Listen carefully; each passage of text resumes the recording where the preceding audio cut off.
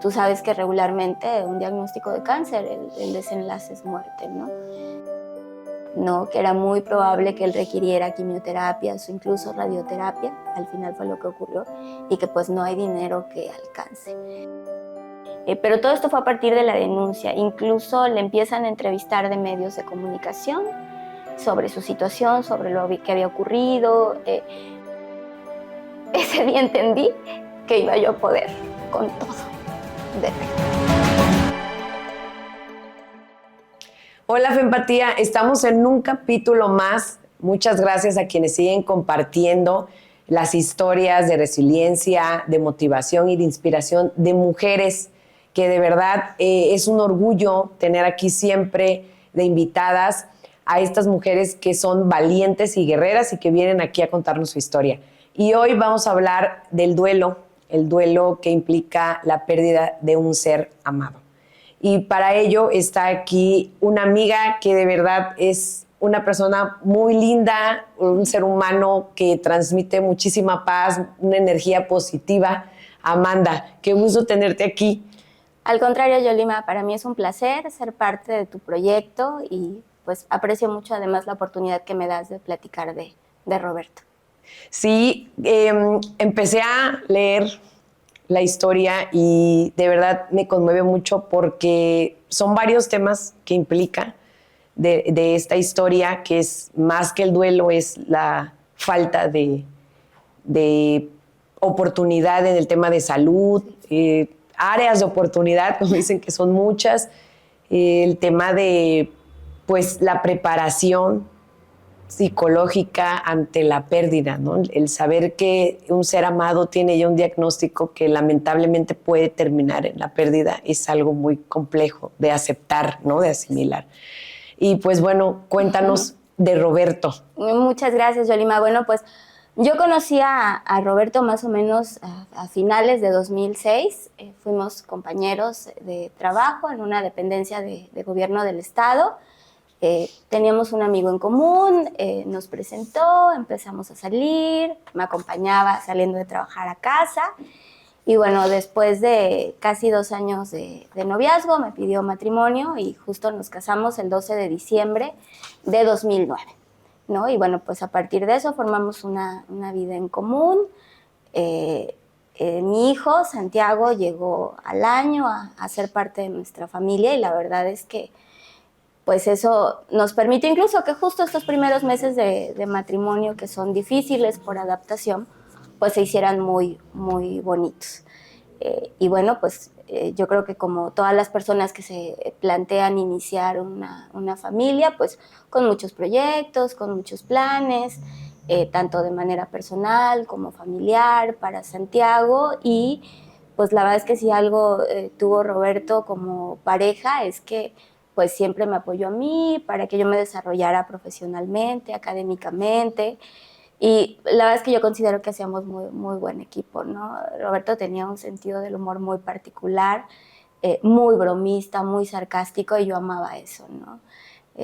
Creo que de las cosas que justo más extraño es poder mandarle un mensajito o llegar a casa y decirle, oye, ¿qué crees que me pasó? ¿Qué crees que me enteré? ¿Qué crees que ocurrió?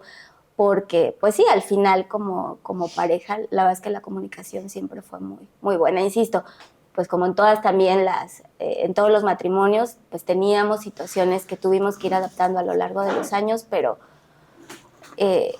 pues esa complicidad y también la madurez que te va dando el que vayas creciendo en pareja, pues sí nos fortaleció mucho, ¿no?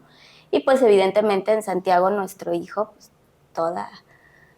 todos nuestros sueños y tratar de construir algo que a él pues le permitiera tener un mejor futuro. ¿Qué pasa con Roberto? ¿Cómo inicia esta etapa de llegar al diagnóstico? Bien, pues la verdad es que debo decir primero que Roberto era una persona muy sana. A diferencia de mí, Roberto se alimentaba como con mucha cautela, tenía por ahí pues temores por unas cuestiones familiares de desarrollar ciertos padecimientos, como es diabetes, como es hipertensión. Entonces siempre fue como muy meticuloso con lo que comía, hacía deporte, corría, caminaba. Los últimos años estuvo haciendo incluso CrossFit. La verdad es que pues un hombre sano, un hombre joven, y de pronto empezó con malestares de su sistema digestivo. Yo justo lo atribuía como a decir, es que te cuidas mucho, es que no es posible que cualquier cosa que comas entonces fuera del el patrón te caiga mal. Pero bueno, pues al final no hay una cultura de prevención, siempre, pues mientras no te duela nada, Sí. vas sobrellevando los días hasta que de pronto sí tuvo que atenderse con una gastroenteróloga de aquí de Jalapa de manera particular, muy, muy buena su médica. Le da un tratamiento, le ordena un estudio y justo al término de ese estudio le dice que, bueno, pues lo que encuentran en sus intestinos es un tumor y que entonces toda la atención ya tiene que ser oncológica. Cuando escuchas esa palabra, ya sabes lo que es, ¿no? Sí, lamentablemente al decir tienes que ir con un oncólogo, bueno, quienes tenemos la oportunidad de saber esa situación o a lo que trata el oncólogo, pues sí es de mucho miedo. Sí. ¿Cuál fue ese sentimiento cuando reciben este primer diagnóstico? Pues sí, es de impacto, es de sorpresa, de mucha incertidumbre, porque entonces tú empiezas a pensar en todas las opciones posibles y justo tú sabes que regularmente un diagnóstico de cáncer, el desenlace es muerte, ¿no? Y pues evidentemente también hay desconocimiento sobre cómo se debe de manejar una enfermedad, hay muchas opiniones y lo único que teníamos en el radar es que la atención tenía que ser inmediata, ¿no? O sea, donde quiera que fuera, como fuera, pero que tenía que ser pronta, ¿no? Y entonces, pues ahí es justo cuando empezamos este camino de atención ya de su enfermedad. ¿Qué fue lo más difícil de enfrentar el diagnóstico? Porque cuando ya les dicen, tienen que ir con un especialista en oncología, van, les hablan del tumor y la ruta a seguir, Claro. ¿cómo enfrentan? ¿Qué fue lo primero que enfrentaron o que se tuvieron que enfrentar ante la situación que estaban viviendo? Claro, pues justamente acudimos a un médico particular en esta idea de que pues tiene que ser de atenderse inmediato. pronto. El médico, también muy, muy bueno, nos dice que pues en su opinión lo que debemos de hacer es una cirugía y que, bueno, ya después, dependiendo de los estudios que se realicen a las muestras, se siguen definiendo las rutas. Entonces, pues obviamente, digamos, lo primero sobre lo que dudas es, ¿me opero? ¿No me opero? ¿Busco más opiniones? ¿Voy al sector público o a sabiendas de que la atención en el sector público, la atención es lenta? Entonces, pues lo primero fue decidir. Recuerdo mucho saliendo del médico, estábamos en el vehículo y pues obviamente Roberto me decía, ¿pero qué hago? ¿Nos esperamos? Obviamente también la cuestión económica es tema. Afortunadamente teníamos la posibilidad, por ahorros, de que él se atendiera de manera particular y yo le dije, pues si esta es la ruta que nos marca este doctor, que tenemos además muy buenas referencias de él, dijimos, pues hagámoslo. Y él se sometió a una primera cirugía el 18 de julio de 2000, debió de haber sido 2022. ¿Contaban con algún seguro de gastos médicos?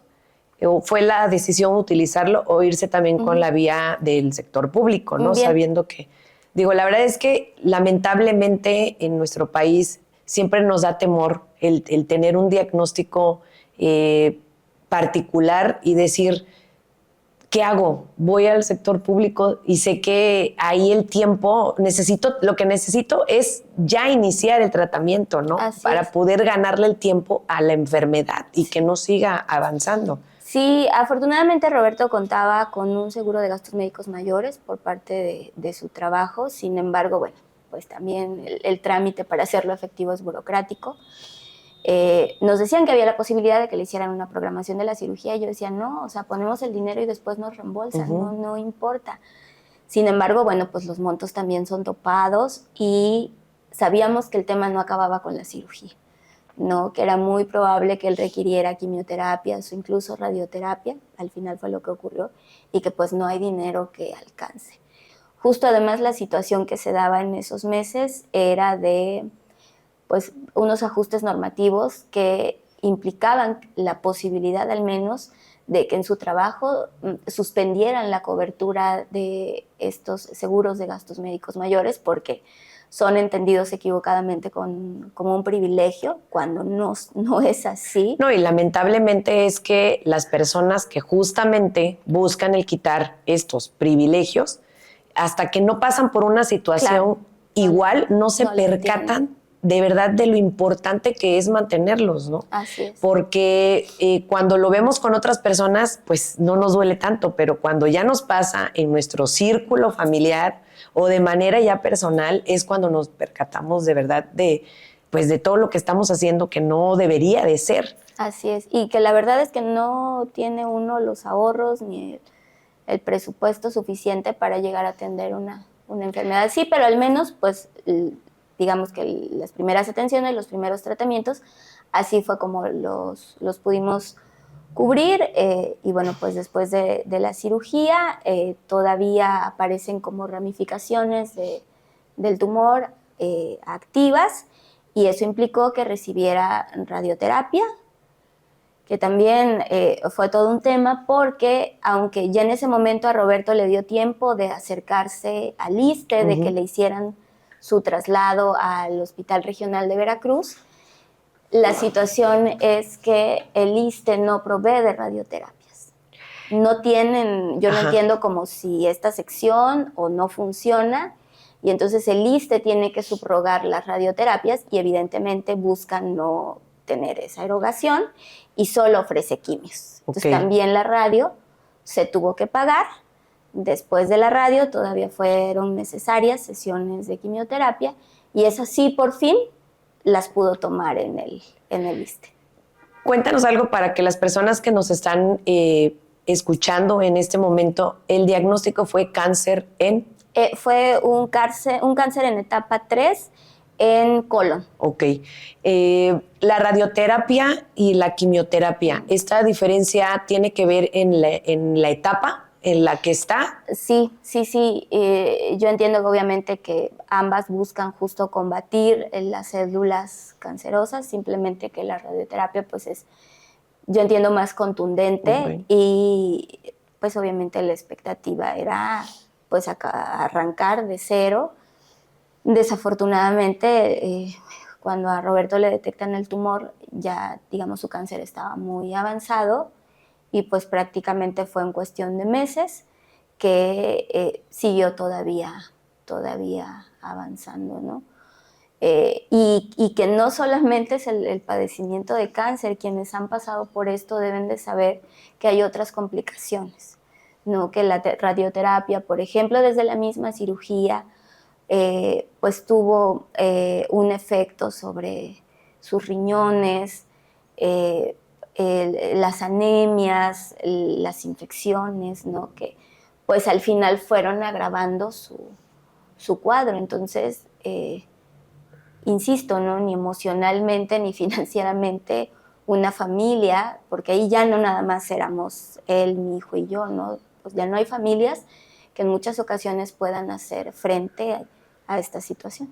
Sí, el apoyo que se necesita, tanto psicológico como moral y económico. Así es, ¿no? así es. Amanda, el papel de las redes sociales sé que fue muy importante en esta historia de Roberto. Sí. Cuéntanos por qué. Bueno, mi esposo, utilizaba mucho las redes y generalmente las utilizaba para hacer denuncias sobre temas sociales y obviamente pues no un diario, pero él sí fue compartiendo con las redes, pues cómo le estaba pasando, ¿no? Un poco en este mensaje también de atiéndanse, de háganse chequeos, si están enfermas o enfermos, pues hagan lo propio y bueno, pues no hay como una fórmula mágica para que no llegara a un desenlace, pero bueno, pues Roberto empezó como a documentar en redes y a través de una red social hay una asociación que conoce de su caso y le contacta y pues le ofrece acompañamiento. En ese momento ya había él llegado al ISSSTE, al Hospital Regional de Veracruz, y pues en esta aplicación de quimioterapias ya había llegado el momento en el que un mes que fue a pedir su tratamiento, le dijeron en farmacia que no había. Un medicamento además costoso, porque no solo era la quimioterapia que le hacían intravenosa, sino unas cápsulas que debía de tomar, y pues yo decía, uno puede comprar 1 o 2 cajas y hasta ahí, ¿no? Entonces ocurre este tema que él comparte en redes, se acerca a él una asociación y le refieren que pues su propósito es justamente apoyar a personas que tienen estas situaciones de falta de medicamentos en los hospitales y que le pueden tramitar un juicio de amparo, que es, digamos, la manera más rápida en la que podía continuar con su tratamiento. Una jueza o juez federal puede obligar a una autoridad de salud a entregar el medicamento. La verdad es que esos amparos se gestionan muy rápido. El apoyo que daba la asociación no solo era elaborarlo, sino que era pues de manera gratuita. Y qué lamentable que se tenga que iniciar un juicio de amparo para poder obtener un medicamento que es esencial en ese momento. No debería de ser. No. Y en esta ocasión, porque ustedes tuvieron esa asesoría y esa guía, pero ¿cuántas personas no tienen ni siquiera esa asesoría, esa guía? Es más, ni económicamente podrían ir con un abogado para que les tramitara un juicio, ¿no? Sí, la verdad es que es muy triste. Yo generalmente quien acompañaba a Roberto a sus quimioterapias era mi suegro. Yo lo acompañé en un par de ocasiones y la verdad era muy triste darse cuenta cómo pues simplemente les decían, no, pues no hay y regrese después. Y evidentemente y si no regresa, el atraso además en la aplicación de los medicamentos, pues a las personas les va la vida en ello, ¿no? Así lo hace Roberto, le hacen el trámite, le otorgan el amparo, acude con la resolución nuevamente a la farmacia del hospital, lo redirigen con una persona del área administrativa y él, no se me olvida que él me contó, me dijo, Amanda, es que abrió el cajón y me entregó el medicamento. Dice, y me dijo, discúlpanos, o sea, no depende de nosotros, es un tema de, pues, ir racionando, ¿no?, la entrega de medicamentos porque no hay suficiente. Pero racionarlo, ¿de qué manera? Sí, porque claro, ¿cómo racionas un medicamento fundamental para personas con cáncer? O sea, ¿cómo lo racionas? ¿En manera de qué? O sea, por tipos de cáncer, por personas que son más vulnerables o no. Es algo muy complejo. Sí, incluso en el medio yo agradezco mucho a una asociación de aquí, de Jalapa, que preside una compañera del trabajo. Ella pues estaba al tanto de mi situación. Y ella incluso ese primer mes que le faltó el medicamento a Roberto, ella me lo dio, ¿no? Y yo aún así decía y sigo diciendo, ¿no? Y nosotros teníamos la posibilidad o los recursos de, pues, tener información, de acercarnos a estas asociaciones. En el peor de los escenarios hubiera sido comprarlo, pero ¿y quién no? Además lo que implica, ¿no? Porque, bueno, para nosotros decir Veracruz es cerca, ¿no? Afortunadamente tuvimos el privilegio de que mi esposo pues se trasladaba en un vehículo propio a sus tratamientos, pero hay personas que tienen que caminar, que tomar camión y son pasar horas, noches también allá. Claro, dormir afuera del hospital, que no traen para almorzar y es terrible, ¿no? O sea, híjole. La verdad es que ahí hay un tema pendiente en la agenda de salud pública. Quisiera hacer un paréntesis porque escuché que hubo ocasiones en las que tu suegro acompañaba a tu esposo a las quimioterapias. Y sí me gustaría saber cómo fue ese momento en el que ustedes tuvieron que abordar el tema del cáncer con la familia. Y hablando ya familia, involucrando a la mamá de Roberto, el papá de Roberto, si tiene hermanos, ¿no? Tu hijo, tu familia también. Claro. Sí, la verdad es que es complicado, insisto, porque inmediatamente al escuchar cáncer asocias la muerte. Y y no tienes una preparación no, psicológica en ni o sea, mental que digas, bueno, a ver, en tal tiempo voy a tener cáncer y me voy a ir preparada, o sea, porque no lo sabemos, ¿no? No, y menos de una persona joven, ¿no? Cuando acompañas la enfermedad o la vejez de algún ser querido, pues tienes como este tiempo de preparación, de resignación.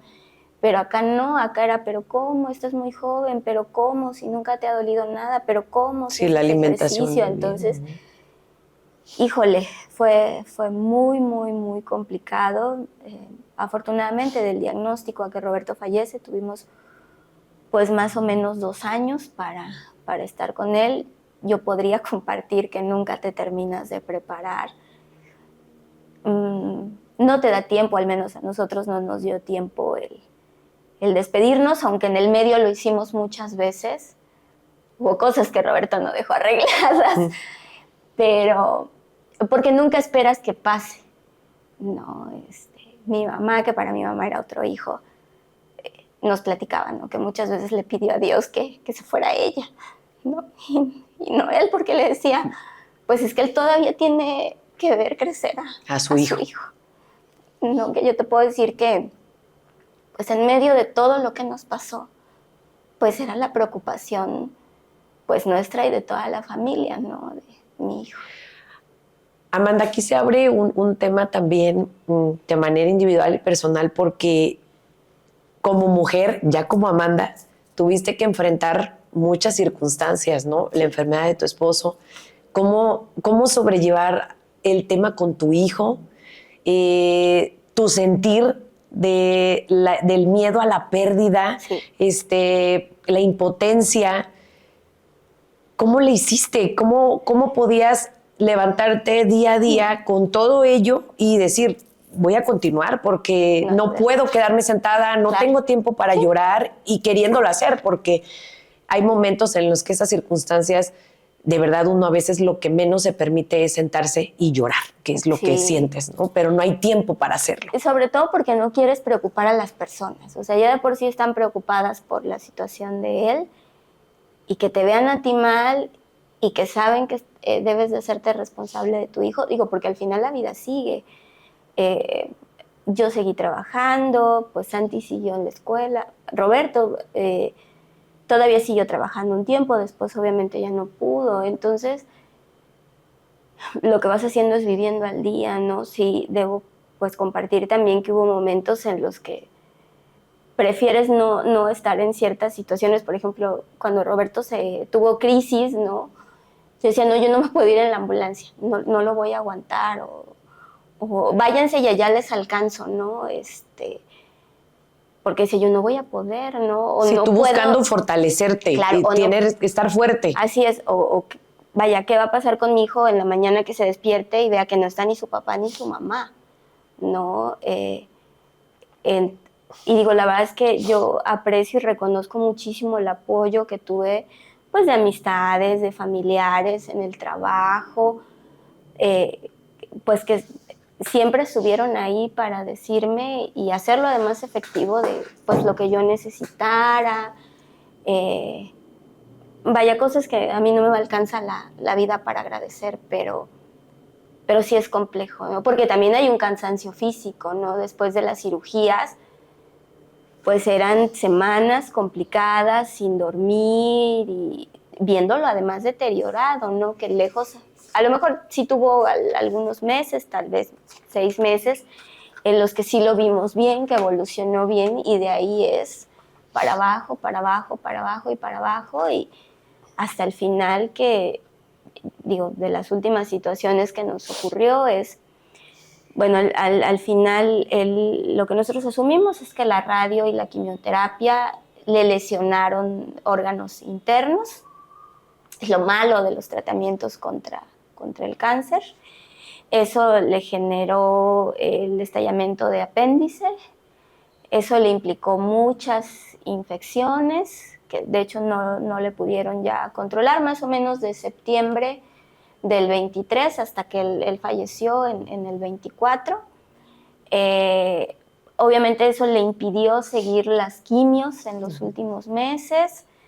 El daño en sus riñones era irreversible y al final hubo metástasis tanto en hígado como en pulmones.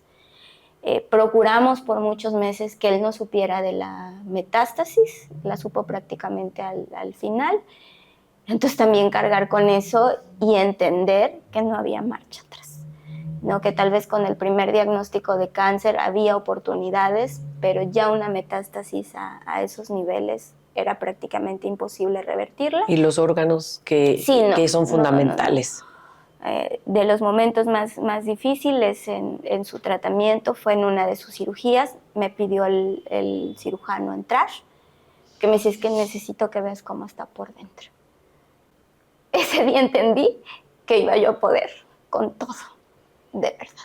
Qué fuerte, Amanda, tener que entrar a una cirugía y ver, ¿no? Que... Sí, y yo di gracias a Dios de que nadie más hubiera tenido que entrar. No.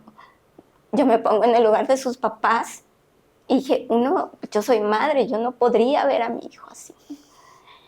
Entonces, ya incluso los últimos días, empezó su hermano a notar que ya no podía hablar bien, que ya había cosas que no recordaba. Pensamos que la metástasis había llegado a la cabeza, no fue así, pero ya había un daño cerebral. Todavía uno de sus médicos nos decía, bueno, mira, el tema de los riñones, si quieres dializamos. Y yo le dije, no, o sea, Roberto mucho tiempo también pidió morir dignamente.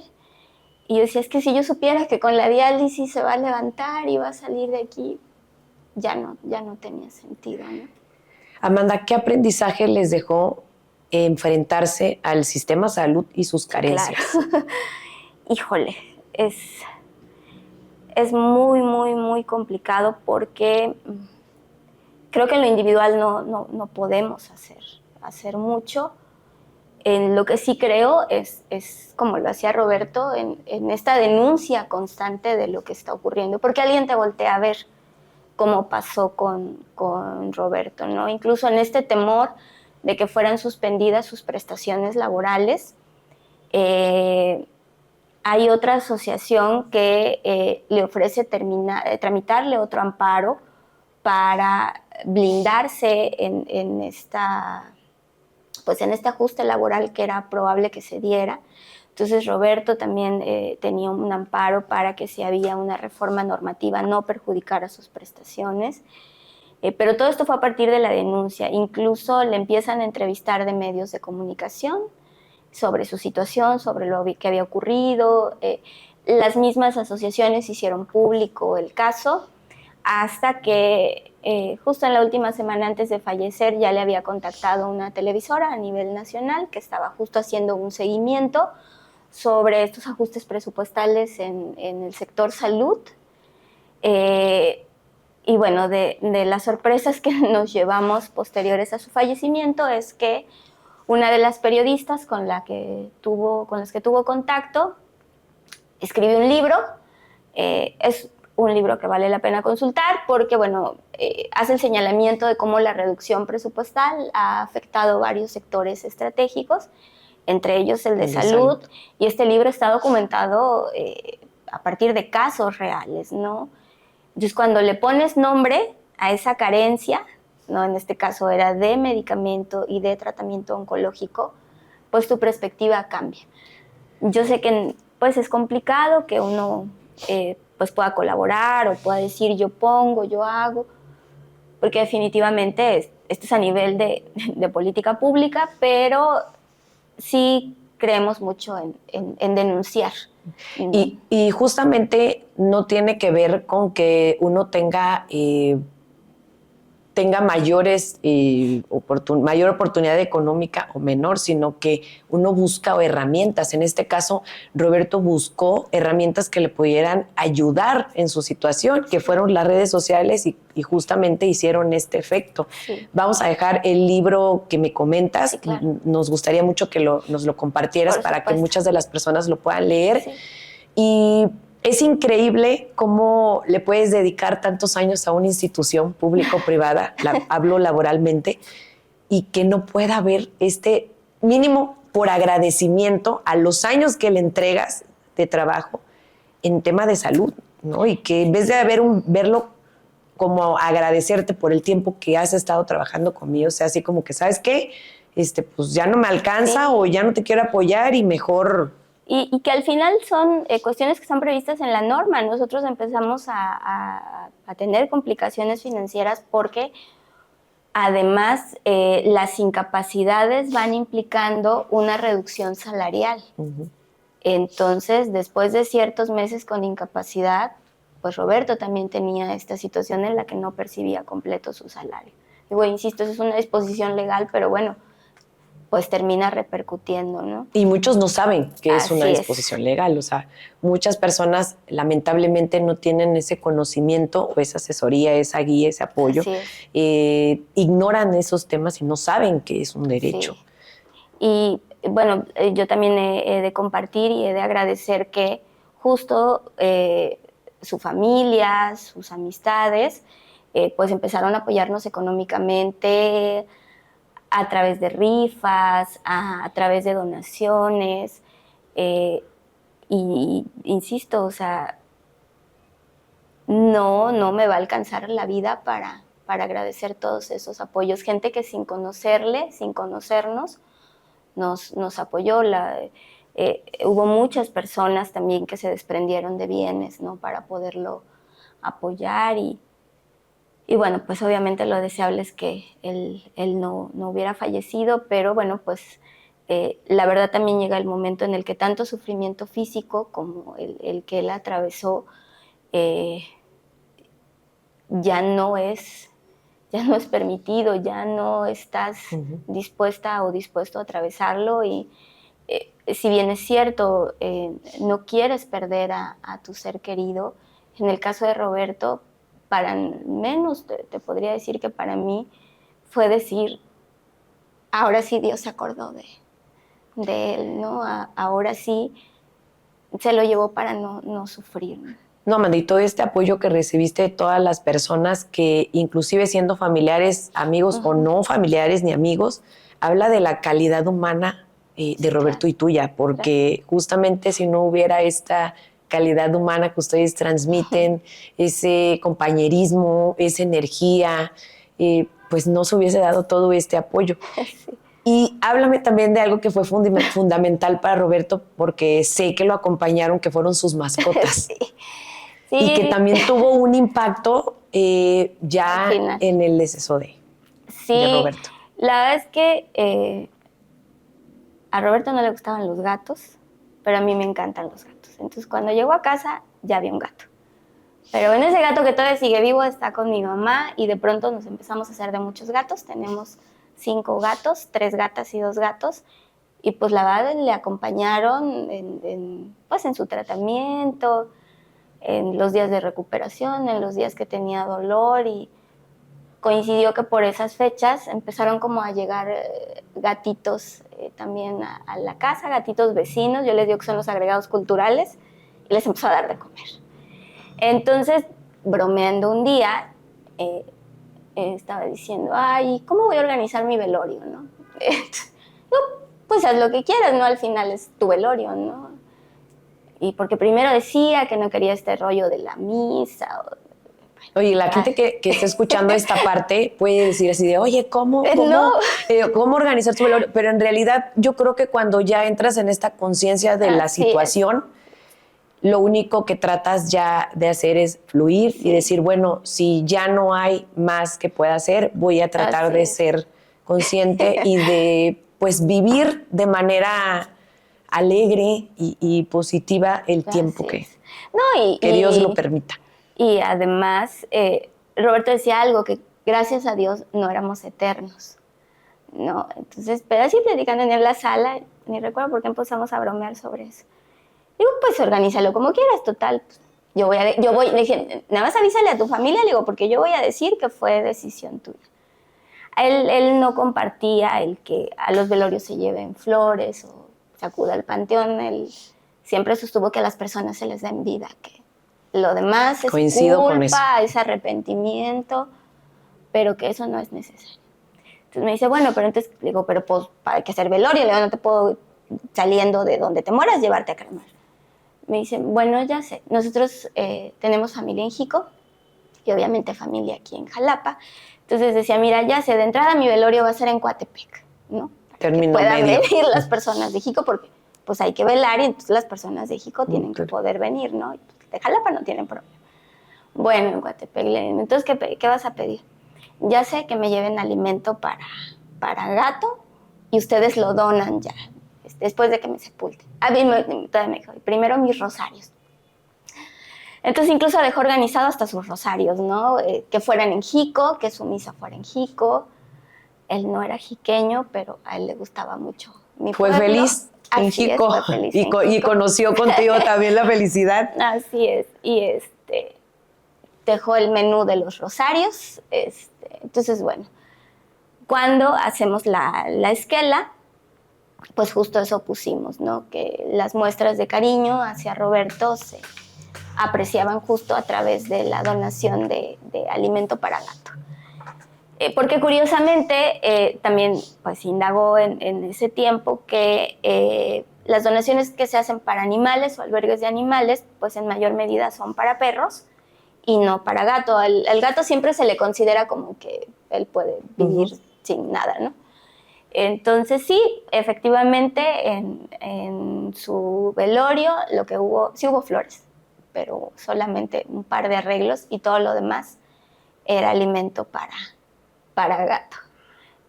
Y reunimos afortunadamente más de media tonelada. ¿Y esa donación la hiciste a algún específicamente a...? Sí, un primo, por ejemplo, me ayudó a inventariar. Y él me ayudó a ubicar asociaciones, algunas ya las conocíamos. Algunos albergues. Sí, así es. Y bueno, documentamos también la entrega del alimento, para nosotros era importante rendir cuentas. Y yo aprecio mucho también que a muchas compañeras y compañeros de medios de comunicación, al enterarse de que esto pasó, porque pues desde las redes sociales de estos albergues, de estas asociaciones, lo comunicaron, pues nos hicieron favor de publicar notas, nos entrevistaron, cosa que yo aprecio mucho porque para mí tanto el libro del que platicamos como pues ese último gesto de Roberto, pues al final es su legado, ¿no? Y claro. A mí me llena de orgullo que haya dado el ejemplo de que todavía después de la muerte podía apoyar, ¿no? Dime qué es lo que más admiras de Roberto como padre, como persona y como esposo. Su constancia, definitivamente. Y que a pesar del diagnóstico que tuvo, pues no se echó para atrás, ¿no? O sea, no dejó de hacer planes. Ya enfermo, salimos de vacaciones. No dejó de luchar. Subía y bajaba, porque al final pues entendía que pues el tiempo que estuviera no tenía por qué ser distinto, ¿no? Que tal vez encerrarse y yo no digo que no estuviera deprimido, que no le doliera, que no le importara, pero al menos respecto de las demás personas, pues siempre era, pues aquí sigo mientras, ¿no? Sí tuvo momentos en los que pidió que no le visitaran, pero bueno, quienes estuvimos con él de manera diaria sabíamos del nivel de dolor que él tenía, ¿no? Y obviamente pues ese dolor te genera intolerancia, ¿no? Pero sí, bueno. Son muchas emociones que suceden en esos momentos. Así es. Amanda, pues muchas gracias por estar aquí en Fepatía compartiendo esta hermosa historia, y digo hermosa porque a pesar de que tuvo un final que no hubiésemos querido, pues bueno, toda esta etapa nos deja mucho aprendizaje, y yo te pediría como último que les dejaras un mensaje a estas personas que están pasando por una situación como la de Roberto, pero más en tu situación como Amanda, ¿no? Como compañera, como esposa, como madre de una persona también que está pasando por un tema de cáncer. De cáncer. Pues que nada es para siempre, ¿no? Hay días, hay noches, hay madrugadas que se te hacen eternas, que tú pides que de una u otra manera el dolor tanto de tu paciente como el tuyo termine, pero justo es eso, ¿no? Al final la vida son ciclos, nada permanece y que siempre, siempre hay alguien que pues va a estar ahí para ti, insisto, amistades, familiares, personas compañeras del trabajo y pues que siempre además va a haber alguien que requiera también de nosotros, ¿no? Y de nosotras y si podemos contribuirles, pues que eso sigamos haciendo. ¿Qué herramientas, ya por último, qué herramientas puedes compartirnos que te han ayudado a hoy estar más consciente de la situación, a tratar de mantener un equilibrio en esas noches que de momento deben de ser aún difíciles, pero que tratas? Es importante porque, ¿por qué lo considero? Porque cuando uno pasa por cualquier situación genera un estallamiento de emociones diversas que nos llevan a tener a veces situaciones complejas en nuestro día a día, y creo que es importante que estas personas que están pasando por esta situación sepan qué herramientas tuviste tú o qué utilizaste para poderte mantener en paz, por lo menos en esos momentos, ¿no? No sé, tal vez leer un libro, meditación, ¿qué fue lo que a ti te ayudó? Pues yo creo que de pronto lo que debe de hacer uno sin evadirse es distraerse, ¿no? Y te puedes distraer de muchas maneras. A mí, por ejemplo, me gusta mucho la decoración. En los ratitos que me quedaban, cambiaba la decoración según la temporada en casa, y esa es una manera de decir, o sea, sí tienes este problema, pero hay más situaciones en las que puedes ocuparte, en las que también se te necesita, y pues evidentemente el buscar apoyo profesional, ¿no? Nunca está de más, al contrario, creo que es pues lo más sano que uno no puede hacer, porque tampoco es, se valdría decir que una puede con todo, porque no es evidentemente cierto. Amanda, muchas gracias por estar aquí. De verdad, me da muchísimo gusto. Me siento muy, muy contenta de escucharte, de verte. Eres una mujer que admiro demasiado, de verdad, gracias, y aprecio mucho. Y pues bueno, muchas personas van a escucharte. De verdad que me deja sin palabras en algunos momentos que escuché de la historia de Roberto. Deseo que continúes con esta tranquilidad y paz que ya ahora has mantenido ante este proceso, y con tu familia. Gracias por estar aquí. Gracias, Yoli. Y pues nos vemos en un próximo capítulo de Fempatía, y recuerden que si nosotras nos escuchamos, nosotras nos apoyamos.